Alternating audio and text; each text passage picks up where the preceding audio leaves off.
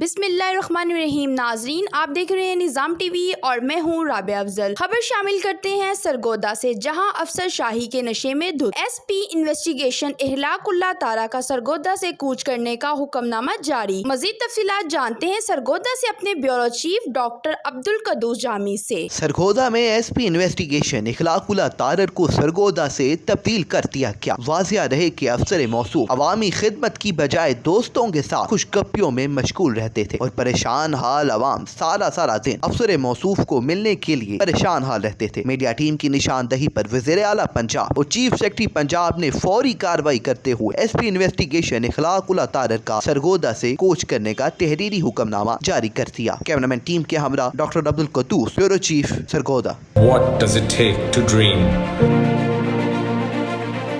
To aspire, to be better every day.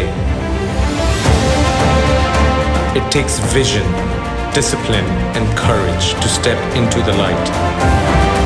To be a king.